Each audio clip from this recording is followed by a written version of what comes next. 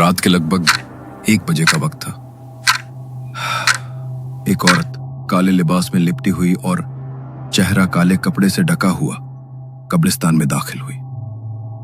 उसने अपने हाथ में पकड़ी पोटली से इत्र की एक शीशी निकाली और उसकी कुछ बूंदें अपनी गर्दन और कलाई पर लगा ली। फिर उसी इत्र को कब्रिस्तान के चारों ओर छिड़क दिया और वहां अग्नि का एक घेरा बनाकर वो बीच में बैठ गई। उसने झोले से एक किताब निकाली जिसमें अजीब से अक्षर उकेरे गए थे और हर पन्ने पर किसी भयावह जीव की तस्वीर बनी थी। वो औरत बेहद धीमे स्वर में उन शब्दों का उच्चारण करने लगी। फिर उसने अपनी हथेली पर एक चीरा लगाया और रक्त की कुछ बूंदें अग्नि के उस कुंड में टपकाने लगी। लगभग 2 घंटे की इस प्रक्रिया के बाद कब्रिस्तान में अचानक एक अजीब सी हलचल होने लगी। अग्नि की लपटों से एक भयानक आकृति प्रकट हुई। उस आकृति के सामने उसने एक बार फिर अपनी हथेली पर चीरा लगाया और रक्त की कुछ बूंदें उसे भेंट स्वरूप चढ़ा दी। मुझे जो चाहिए था वो मुझे मिल ही गया। अब सब कुछ बदल जाएगा सब कुछ। मेरा आह्वान क्यों किया है तूने? कह, कौन सी इच्छा पूरी करूं मैं तेरी? उस आकृति ने जैसे ही उससे ये पूछा, उसने बड़ी दबी हुई आवाज में कुछ कहा। उसे देखकर वो आकृति भयानक तरीके से मुस्कुराई और फिर बेहद डरावनी आवाज में बोली, तुझे ये चाहिए तो मिल जाएगा, लेकिन उससे पहले मुझे अपना भोग चाहिए। उस औरत ने हाँ में गर्दन हिलाई, फिर अपने झोले से एक काले रंग का मिट्टी का कलश निकाला। देखते ही देखते वो आकृति धुआं बनकर उस कलश के भीतर समा गई।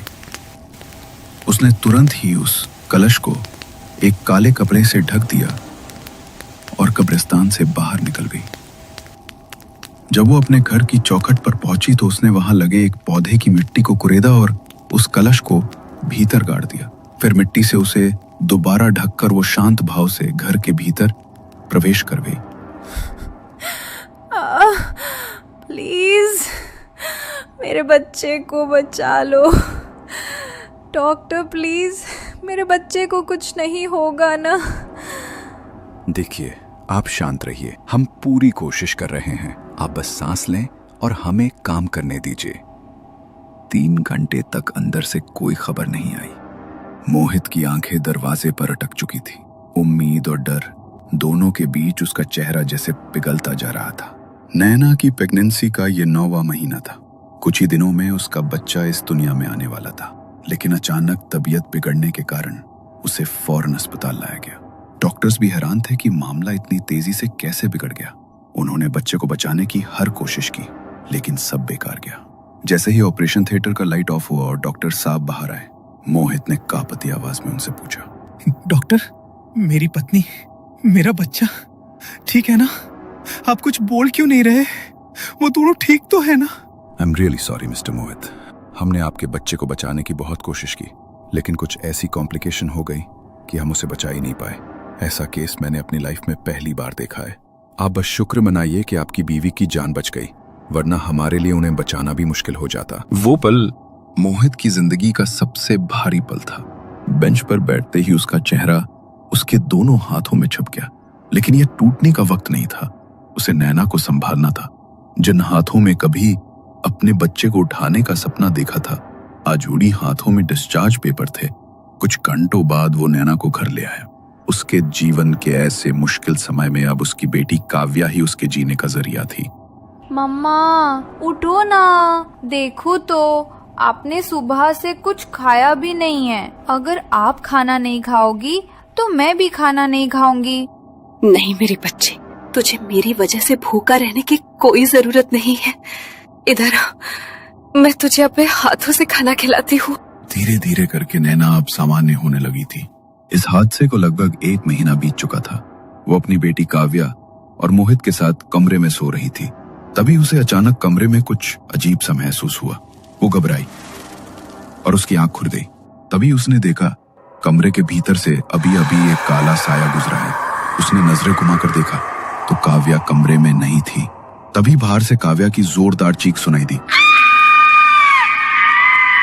उस आवाज से मोहित की भी नींद टूट गई।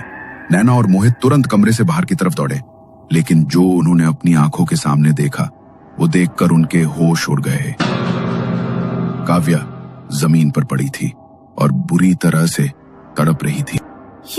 ये मेरी काव्या को क्या हो रहा है? उसका शरीर कांप रहा है मोहित, उसकी आंखें देखो। कुछ करो मोहित, प्लीज कुछ तो करो। इससे पहले कि वो कुछ कर पाते, मोहित कुछ समझ पाते, उससे पहले ही काव्या की सांसें रुक चुकी थी। एक तो पहले ही नैना के दिल पर अपने एक बच्चे को खोने का गहरा दर्द था, और अब काव्या के जाने के बाद उसकी मानसिक स्थिति और भी बिगड़ गई। लेकिन ठीक तभी घर में एक नई उम्मीद ने दस्तक दी।